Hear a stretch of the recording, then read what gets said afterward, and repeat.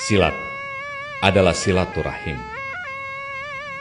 Pesilat, fisiknya mencari kawan, batinnya mencari Tuhan.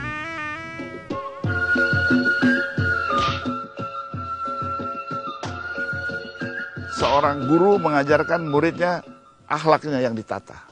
Makanya kita tuh habis sembahyang Isya baru berlatih. Mengapa akhlaknya? Ini diharapkan dia menjadi nobleman lah gitu. Nah, kedua baru diajarkan bela diri. Nah, bela diri ini gayanya bukan hanya satu aliran, ada 600. Nah, baru ketiga itu ada aspek seni. Itulah 3 aspek yang disediakan oleh orang tua kita. Dari keseluruh aspek itu, aspek mental dan bela diri itu mempunyai output security aspek. Sedangkan seni itu aspek apa? Prosperity, kesejahteraan. Security dan prosperity itu modal dasar ketahanan nasional kita.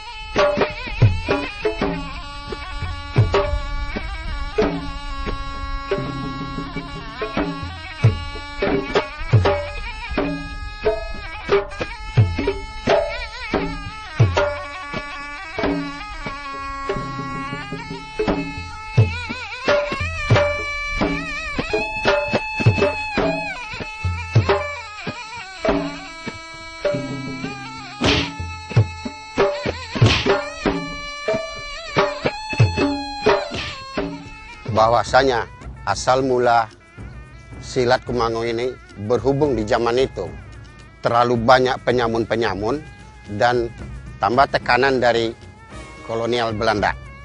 Dalam hal ini pada dia usia 21 tahun dia itu kembali ke kampung halaman. Dia kepingin untuk mencari bela diri sama Allah yang satu, ya, sama Tuhan. Kita harus merendah kepada Allah, ya, harus merendah kepada Allah. Dekatkanlah hati kita kepada Allah, ya. Lalu kita meminta keterbukaan. Di sini baru kita buka hati kita, terbuka. Kita lihat jurus kiri itu adalah kita harus melihat ke kiri. Jurus ke kanan kita harus melihat ada apa di kanan. Kita jangan sembrono, ya, melihat sesuatu, melihat orang yang tidak punya, melihat orang yang miskin, kita harus dilihat. Di waktu kita tampil di Bersih, penontonnya mungkin lebih dari 4.000. Itu di sana memang saya lihat penampilan bela diri dunia yang bergensi. Seleksinya di sana sangat ketat. Untuk seleksinya, bela diri dianggap yang tidak bagus dikasih waktu cuma 3 menit. Tapi untuk pencak silat kita selalu dikasih waktu 10 menit. Setelah kita selesai kadang-kadang terbesit omongan Indonesia, penampilan is good, lalu aksesoris pakaiannya sangat bagus dengan pernak-perniknya. Saya di sana memang terasa di batin saya, kok bangsa asing yang lebih menghargai budaya saya. Saya berkelana di bela diri itu karena saya justru melihat ada sesuatu yang nggak ada di bela diri lain dan ada di pencaksilat. Dan pencaksilat itu justru filosofinya complicity, ya, so banyak sekali. Jadi saya justru menekuni kembali pencaksilat. Di luar negeri sama dengan bela diri luar yang ada di sini. Kalau bela diri luar dia datang ke Indonesia didukung oleh pemerintahnya sendiri. Terus perusahaan juga mendukung seperti judo, karate, aikido, kendo di backup oleh negara Jepang. Seperti taekwondo di backup oleh Korea. Tapi di Indonesia pencaksilat akhirnya tenggelam. Tapi justru sebaliknya di luar negeri pencaksilat karena baru, sesuatu yang baru. Sesudah orang belajar taekwondo, karate, judo, ada fenomena baru bahwasanya pencaksilat itu bagus, tapi sulit didapat. How to access. How to access itulah membuat orang-orang di Eropa itu terjadi curiosity. Curiosity itulah dicari pencaksilat hingga datang ke Indonesia. How to spread pencaksilat di negara kita sendiri, itu kita harus membuat pencaksilat open, harus buka open management.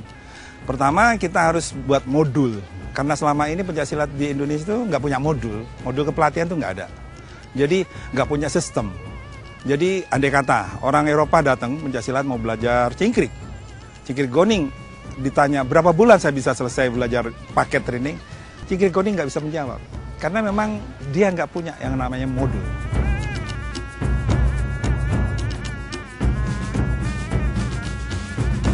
Silat itu sangat luar biasa, kenapa? Karena bisa dipakai dalam kehidupan sehari-hari.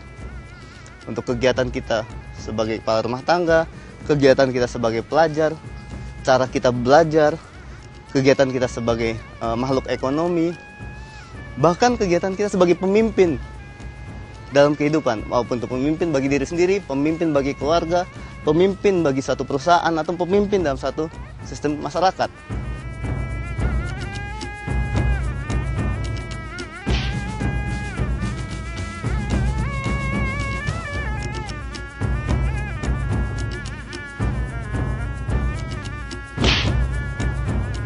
Hal ini mungkin saya sebagai manusia biasa, daya saya nggak seberapa.